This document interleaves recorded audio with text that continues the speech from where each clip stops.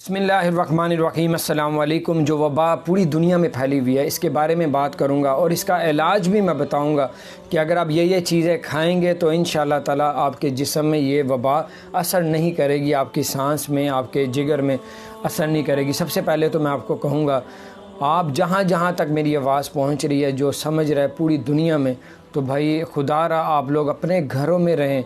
आपका कोई रिश्तेदार दोस्त आता है, कोई आपका फ्रेंड आता है, यार चला इधर तक बाज़ार तक जाना है, इकट्ठे चलते हैं, उसके नहीं बात सुननी, आप लोग अपने घरों में रहें, बिल्कुल बाहर ना निकले। जितना मर्जी कोई आपका अजीज़ हो, बहुत ही ज़रूरी काम हो तो ग्लव्स पहने, मास्क पहने, फिर बाहर निकलें। ये बाहर से बीमारी आप अपने घर लाएंगे, अपने घर से आप बाहर नहीं लेके जाते, ये बाहर से आपने अपने घर में ये लोग लेके आ रहे हैं और पूरा ख़ानदान को हो रहा है। तो यकीन माने जिसको ये मसला है, 12-12, 15-15 साल के बच्चे, बड़े, सांस नहीं आती, हाथ कांप रहे हैं, डेथें हो रही हैं, एक दिन में 5-5, 600 बंदा मर रहा है, बहुत तकलीफ़ में है। और ये बड़ा दर्दनाक जो ये वबा फैली हुई है, खुदारा आप लोग इसको मजाक में ना लें, सीरियस लें, बाहर ना निकलें और अपने घर में स्टे करें, अपने घर में बैठ के टीवी देख लें, अल्लाह का ज़िक्र कर रहे हैं, इबादत कर लें। और कोई भी आप जो अपने मसरूफ़ रहें अपने घरों के अंदर, बल्कि अपने घर में जितने लोग रहते हैं उनके साथ भी एक 5-6 फुट का फासला रखें, उनके करीब ना हो, हाथ ना मिलाएं अपने घर वालों से, बाहर भी हाथ ना मिलाएं, गले ना मिलें, क्योंकि ये वबा जो है सांस से, हाथों से एक दूसरे को लगती है। और जिसको हो रही है हॉस्पिटल में जाके देखें, यकीन माने जनाजा भी नहीं, जो मर जाता है उसका गुस्ल भी नहीं दिया जाता, उसको जनाजा भी उसका पढ़ाया नहीं जाता, गवर्नमेंट खुद ही ले जाती है। कई मुल्कों में तो ऐसा है उसकी लाश को जला देते हैं और पता नहीं क्या क्या करते हैं, पता ही नहीं चलता। वो कहते हैं बस आप घर वालों को बता देते हैं मर गया आपका बच्चा, तो पता नहीं किधर ले के दफना देते हैं। वो कहते हैं जनाजा जो पढ़ाएगा उसको भी वबा लगेगी। तो खुदारा आप लोग इससे बाहर निकलें। जिसके घर आ गई ये आफत बहुत तेज़ी से फैलती जा रही पूरी दुनिया में और 192 मुल्कों में फैल चुकी है। तो आप लोग अपने घरों से ना निकले, अपने घर वालों को इसको सीरियस लें। और दूसरा मैं आपको बताता हूँ कि इससे बचने की जो थोड़ी बहुत चीज़ें हैं वो मैं आपको बताऊँगा। आप लोग, आपके जिस्म में अगर ताकत होगी ना, क़ुव्वत होगी, तो आप हर बीमारी का मुकाबला कर सकते हैं। आपका जिस्म कमज़ोर होगा तो आप लोग कभी भी जो है वो इसका मुकाबला नहीं कर सकते। और इसके लिए सबसे पहले तो ये है कि आप लोग खजूरें लेके आएँ, रोज़ाना 2 खजूरें खाएं। आप कलवंजी लेके आएँ। नबी पाक सल्लल्लाहु अलैहि वसल्लम ने फरमाया मौत के अलावा हर चीज़ का इलाज है। साइंस सब कुछ पीछे है, साइंस तो अल्लाह के रसूल की बातों को ले के उस पर तजर्बे करके वो कहते हैं अल्लाह के रसूल सल्लल्लाहु अलैहि वसल्लम ने, हज़रत मोहम्मद सल्लल्लाहु अलैहि वसल्लम बिल्कुल सच फरमाया था 1400 साल पहले।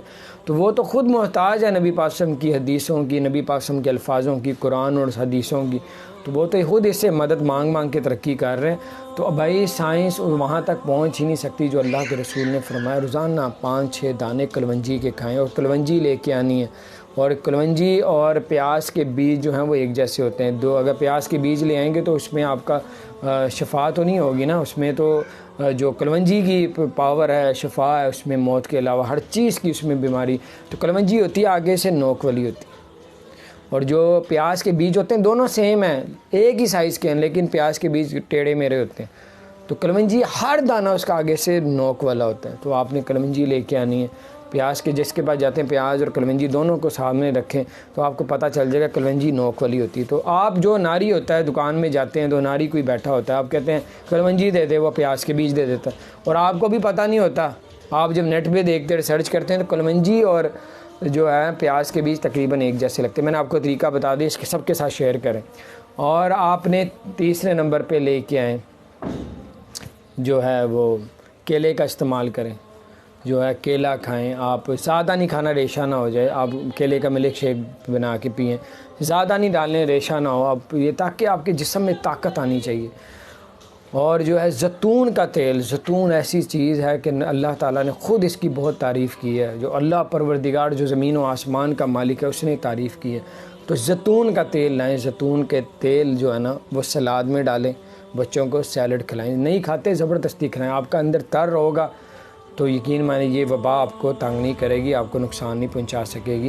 तो कईयों को अगर हो भी जाएगी तो इंशाल्लाह ताला उसको असर नहीं होगा। आपके जिस्म में ताकत होनी चाहिए।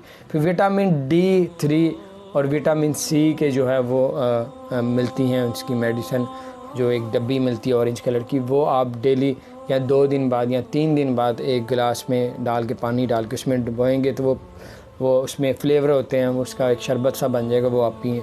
हर 2 दिन के बाद, 3 दिन के बाद, 4 दिन के बाद जो है ना वो वक्फे से वो पिएँ, ताकि आपके जिस्म में ताकत होगी तो हर बीमारी का आप मुकाबला करें। जिस्म में ताकत नहीं होगी तो छोटा सा बुखार भी आपको टाइफाइड में तब्दील कर देगा और डेथ हो जाती है। तो आपने अपना ख्याल रखना है, खुराक का ख्याल रखें और बार बार 20-25 सेकंड के यानी कि पानी के नीचे रखें, हाथ 20-30 सेकंड जो है हाथों को धोते रहें।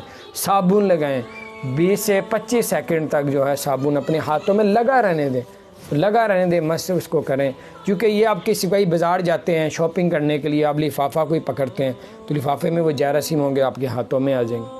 तो वो आपने करना ये है कि आपने जो है बैग जो है घर आए हैं, सामान लाए हैं, लिफाफे को फेंक दें, सब्ज़ी को धोएं और फिर उसके बाद अपने हाथों को धोएं। 20 सेकंड तक हाथों को साबुन में लगा रहने दें, फिर 20 सेकंड पानी के नीचे रख के धोते रहें।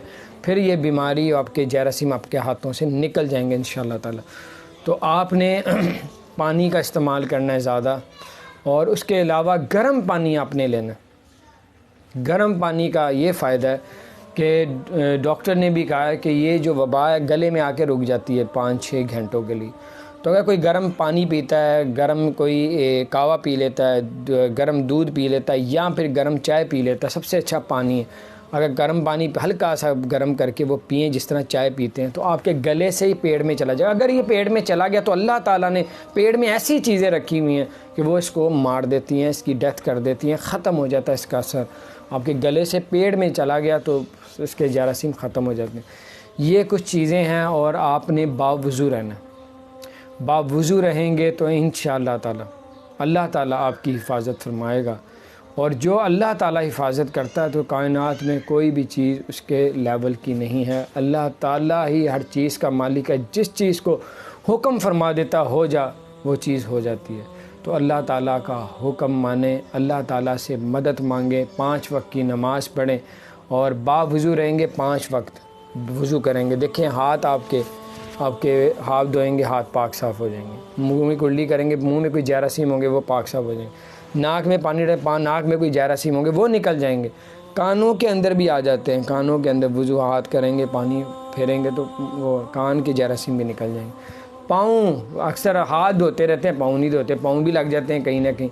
तो पाँव में भी आपके जूती पे कोई पाँव रखता है उस पर भी जरासीम आ जाते हैं। तो पाँव नहीं लोग धोते, हाथ धो रहे हैं, पाँव को भी धोएं। तो आप एक दिन में 1 मरतबा साबुन से पाँव को धोएं, 20 सेकंड साबुन लगा के इसको अच्छी तरह करके, तो 20 सेकंड जो पानी के नीचे रखें, एक पाँव धोएं। तो ये आपको कुछ चीज़ें बताइए। 5 वक्त की नमाज़ पढ़ें। देखें नबी पाक सल्लल्लाहु अलैहि वसल्लम ने इरशाद फरमाया, जब मेरा उम्मती वज़ू के लिए अपने हाथ धोता है तो अल्लाह ताला हाथों के गुनाहों को माफ़ फरमा देता। जब कुर्ली करने के लिए पानी मुंह में डालता है तो अल्लाह ताला मुंह के गुनाहों को माफ़ कर देता है, यानी कि पाक साफ़ कर देता है। जब नाक में डालता है पानी तो नबी पाक को उम्मती वज़ू के लिए, तो अल्लाह नाक के गुनाहों को माफ़ कर देता है। तो जब अपने चेहरे पे पानी फेंकता वज़ू का तो अल्लाह ताला चेहरे के गुनाहों को माफ़ करके पाक कर देता है। कानों में डालता है, कानों के अल्लाह गुनाहों को, ग़ीबतें सुनते हैं, चुगलियाँ सुनते हैं, अल्लाह कानों के गुनाहों को माफ़ फरमा। सर के गुनाहों को अल्लाह माफ़ कर देता है। इसी तरह हाथों के गुनाहों को अल्लाह माफ़ कर देता है। पाँव में पानी डालते हैं, अल्लाह पाँव के गुनाहों को माफ़ कर देता है।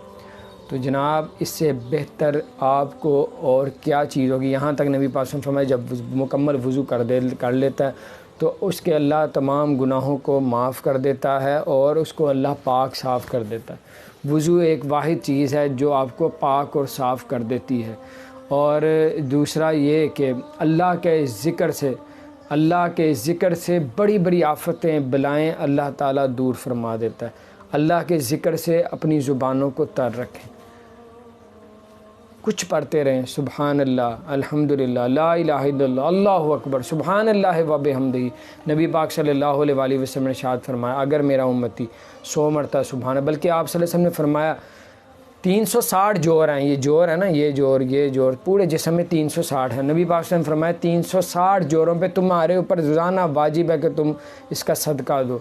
तो तो ये फिर नबी पाक ने फरमाया उसका सदका ये है कि आप रोज़ाना 100 मरतबा सुबहान अल्लाह, 100 मरतबा अल्हम्दुलिल्लाह, 100 मरतबा ला इलाहा इल्लल्लाह और 100 मरतबा अल्लाहु अकबर पढ़ेंगे। 360 जिस्म में जो जोर है उसका सदका दिया जाएगा। 360 जोरों में आपको दर्द और तकलीफ़ें नहीं होंगी। कहते हैं ना, गोडों में दर्द हो रही है, हाथों में दर्द हो रही है, घुटनों में दर्द हो रही है, सर में दर्द हो रही है, आप रोज़ाना इसको रूटीन करें। 360 जोरों में अल्लाह शिफा अता फरमा देगा रोज़ाना। आप एक तो अल्लाह आपको जन्नत अता फरमाएगा और दूसरा एक कि आपको अल्लाह ताला बीमारियों से शिफा अता फरमाएगा, जिस्म में ताकत आएगी। 100 मरतबा सुभान अल्लाह, 100 मरतबा अल्हम्दुलिल्लाह, 100 मरतबा ला इलाहा इल्लल्लाह और 100 मरतबा अल्लाहु अकबर। नबी पाक सल्लल्लाहु अलैहि वसल्लम ने इरशाद फरमाया, अगर मेरा उम्मती 100 मरतबा सुभान अल्लाह पढ़ेगा तो अल्लाह ताला उसके 1000 गुनाहों को माफ़ फरमा देगा और उसके 1000 नेकियां उसके अमाल नामे में दर्ज फरमाएगा। फिर आप सल्लल्लाहु अलैहि वसल्लम ने इरशाद फरमाया कि जो सुबहान अल्लाह की कसरत करेगा अल्लाह ताला भरोज़ क़यामत के दिन आधा मीज़ान उसके लिए नेकियों से भर देगा। जो अल्हम्दुलिल्लाह का ज़िक्र करेगा अल्लाह ताला क़यामत के दिन पूरा मीज़ान उसके लिए नेकियों से भर देगा। जो अल्लाह अकबर का ज़िक्र करेगा तो अल्लाह ताला ज़मीन से लेके पहले आसमान तक उसके लिए नेकियों से भर देगा। सुबहान अल्लाह। फिर आप सल्लल्लाहु अलैहि वसल्लम ने इरशाद फरमाया, जो सुबहान अल्लाह अल्हम्दुलिल्लाह ला इलाहा इल्लल्लाह अल्लाहु अकबर पढ़ेगा तो अल्लाह ताला उसको जन्नत में ऐसा बाग अता फरमाएगा जिसमें हर नेमत होगी और उसमें एक ऐसा महल अल्लाह ताला उसको अता फरमाएगा जिसकी एक ईंट सोने की होगी, एक चांदी की, एक सोने की, एक चांदी की। ये वक्त आना है, हमारी रूहें कब्ज़ होनी है, सब ने मिट्टी के पेड़ के अंदर ज़रूर जाना है। भाई आप लोग इन बातों का ख्याल रखें, इस पे अमल करें। आप लोग मुझे दुआएं देंगे, दुनिया में भी और आखिरत में भी आप मुझे याद करेंगे कि यार उसने जो बात की थी हमने अमल किया, आज हमारी आखिरत संभल गई। बाहर अपना ख्याल रखें, हमारे चैनल को सब्सक्राइब करें, बेल आइकन को भी प्रेस कर दें ताकि नई से नई अपडेट्स आप तक पहुँचती रहें। अस्सलामु अलैकुम।